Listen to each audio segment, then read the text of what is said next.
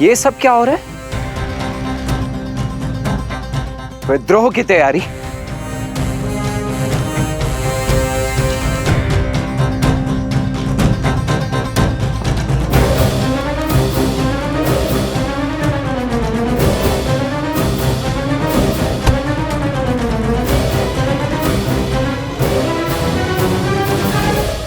तो अब आप सब श्री राम के विरुद्ध उस शस्त्र उठाने को उत्सुक हैं।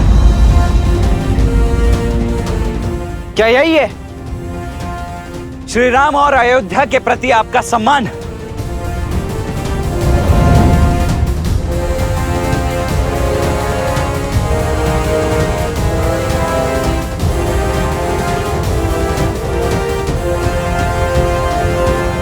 हम विद्रोह नहीं कर रहे हैं, हम राजभक्ति निभा रहे हैं। देखिए कुमार, हम आज भी आपका सम्मान करते हैं, रघुकुल का मान रखते हैं। जिस धर्म के लिए रघुकुल के ऋणी हैं, वही ऋण उन बालकों ने हम पर चढ़ा दिया है। धर्म कहता है आने वाले पूर्णिमा तक हम अपने नए राजा का साथ दें। अतः आपसे विनती है, आप भी तनिक अपनी प्रजा पर विश्वास कीजिए। अपने राजा की ढाल बनना यदि आपकी इच्छा है, तो अपने राजा की आज्ञा का पालन करना मेरा कर्तव्य है। उन दोनों ऋषि कुमारों ने हमारे अश्व और मेरे छोटे भाई शत्रुघ्न का अपहरण किया है। अब या तो आप हमें वो अश्व और शत्रुघ्न लौटा दीजिए, अन्यथा युद्ध के लिए सज्ज हो जाइए।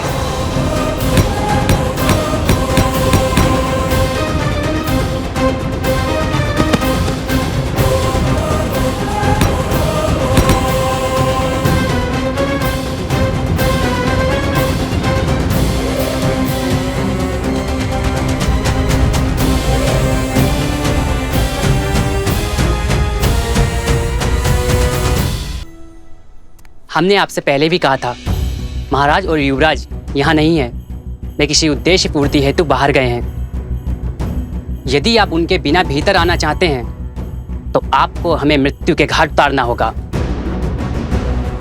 और इस गांव को मरघट बनाना होगा, भूत प्रेतों का नगर बनाना होगा।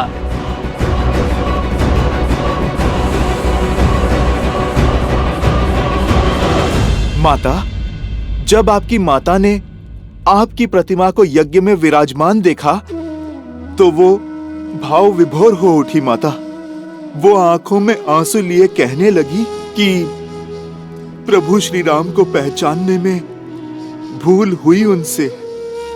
प्रभु श्री राम को जिसने नहीं जाना उसने कुछ नहीं जाना। माता, ये बात तो उचित कही उन्होंने। माता, शीघ्र ही अयोध्या आपको पुनः पाने का सौभाग्य पाएगी माता।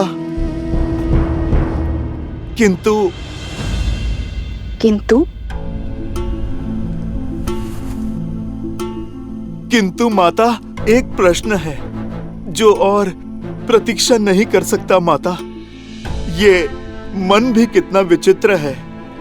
दुर्भाग्य पर संदेह नहीं करता और सौभाग्य पर विश्वास नहीं करता।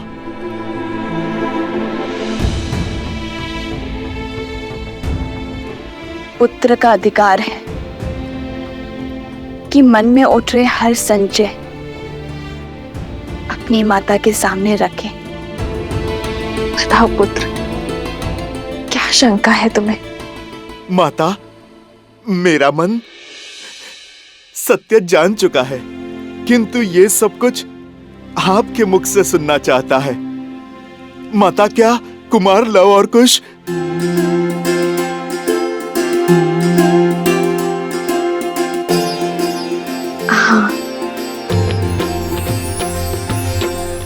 लवकुश मेरे ही पुत्र, श्री राम के तने रघुकुल के वंशज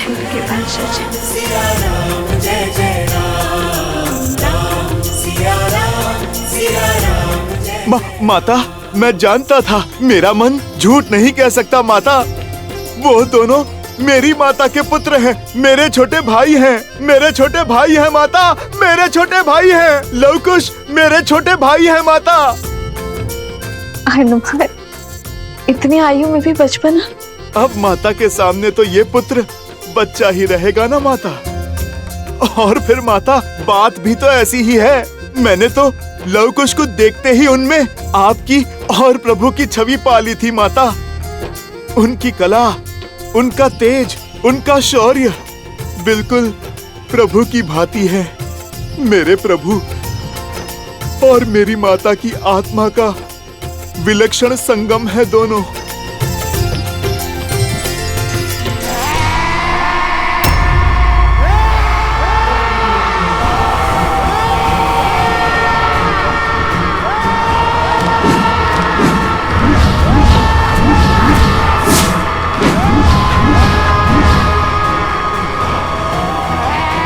मैं इनके सामने अधिक देर तक नहीं टिक पाऊंगा कुश। इनकी चीखों के सामने मेरी सुध खो रही है।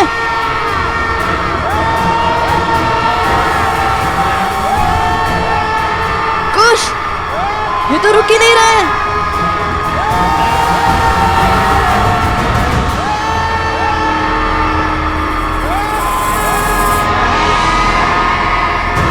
दिव्यास्त्र का उपयोग कीजिए भैया। मुनिवर ने हमें इन्हें जीवित करने के लिए भेजा था, इन्हें मारने नहीं।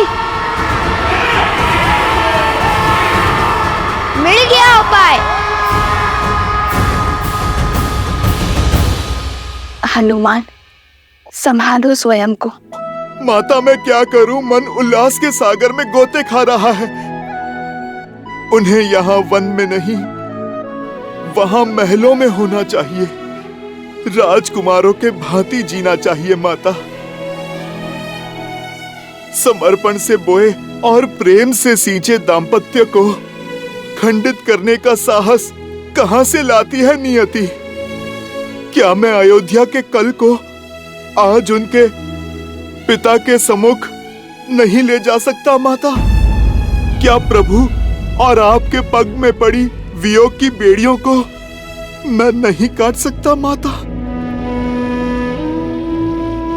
हनुमान, जब मेरा तप पूर्ण होगा तो मेरे प्रभु श्री राम मुझे और मेरे पुत्र को ढूंढने अवश्य आएंगे। भगवान वाल्मीकि और अन्य मुनिवर लव कुश को जिस पथ पर भेज रहे हैं वो तप का ही पथ है हनुमान। और तुम तो बल और बुद्धि दोनों के ही स्वामी हो हनुमान। तुम्हें कुछ समझाने या बताने की आवश्यकता नहीं है।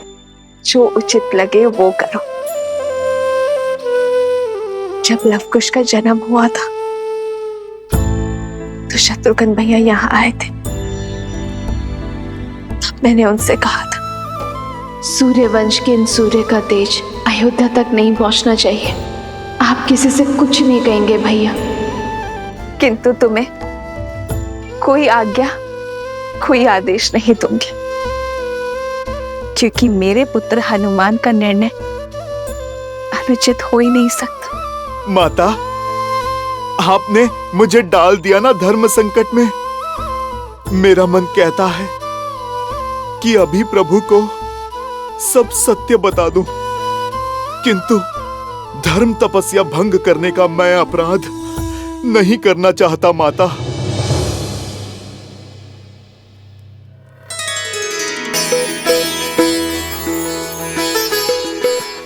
अब तो केवल एक ही है जो मार्गदर्शन कर सकते हैं।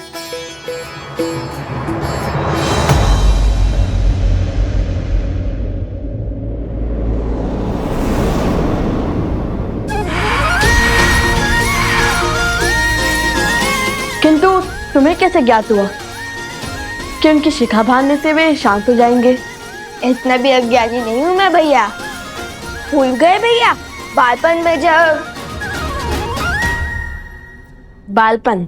अरे अर्थात जब और भी छोटा था, तब यज्ञोपवीत संस्कार के समय मैंने उपहास में सूंघकर उनकी शिखा खोल दी थी।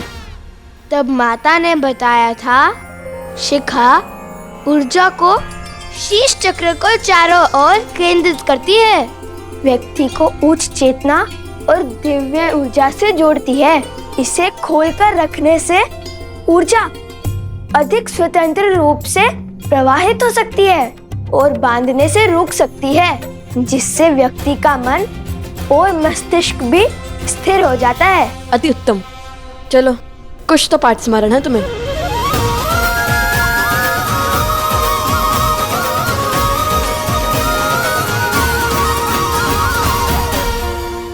त्रिकालदर्शी भगवान वाल्मीकि को मेरा नमन। आ गए हनुमान? भला मैं आपकी पुकार को अनसुना कैसे कर सकता हूँ? आप मेरे आने का कारण तो जानते ही हैं। लव और कुश अयोध्यापति श्री राम के पुत्र हैं, किंतु संसार को ये सत्य बताने का समय अभी नहीं आया, क्योंकि आप उन्हें किसी बड़े उद्देश्य की पूर्ति के लिए सज्ज कर रहे हैं, जैसी आपकी इच्छा। किंतु मैं एक आज्ञा आपसे अवश्य चाहूंगा। आप मुझे मना मत कीजिएगा। साक्षात शिव के अंश को कैसे मना कर सकते हैं? यदि तुम्हारे मन में कोई इच्छा जागृत हुई है तो वो सर्वथा आवश्यक ही होगी। बोलो, क्या चाहते हो?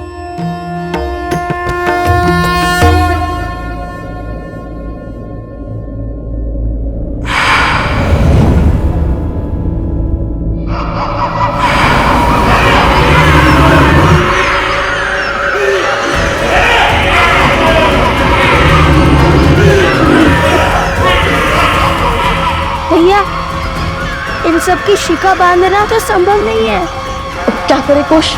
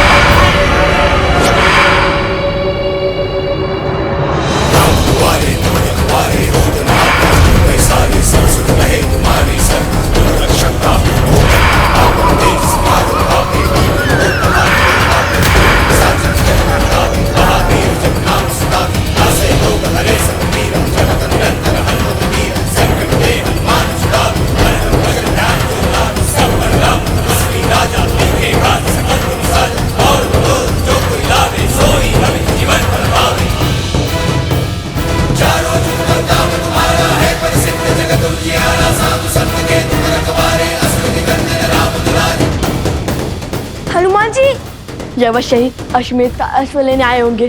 भागो कुश। अरे ऋषि कुमारो, रुकिए।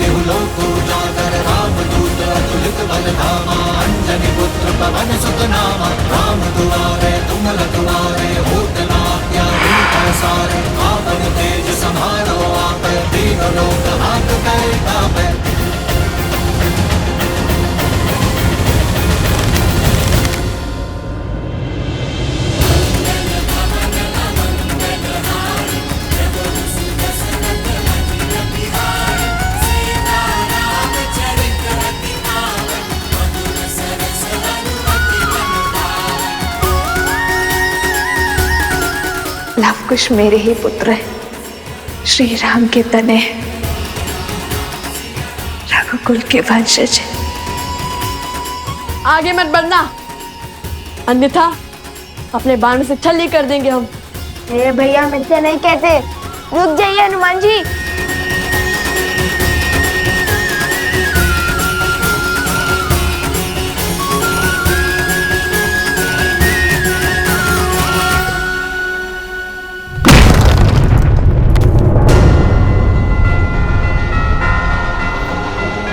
भैया, अवश्य ही इनकी कोई योजना होगी अश्व ले जाने की।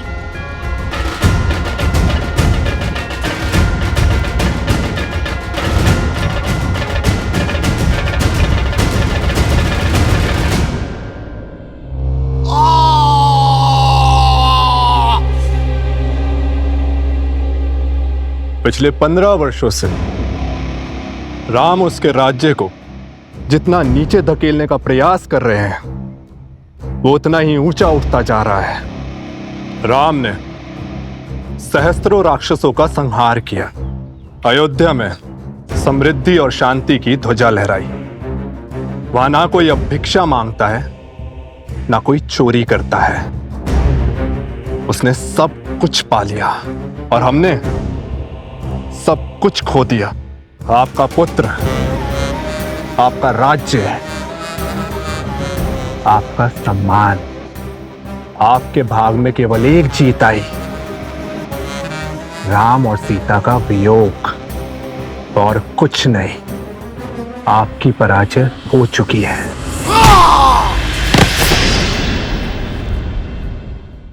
माना कि मेरे प्रयास विफल हुए, किंतु जब तक अयोध्या में एक भी जीव के मन में अधर्म का वास है, धर्म कभी बुरी बातें नहीं जीत सकता।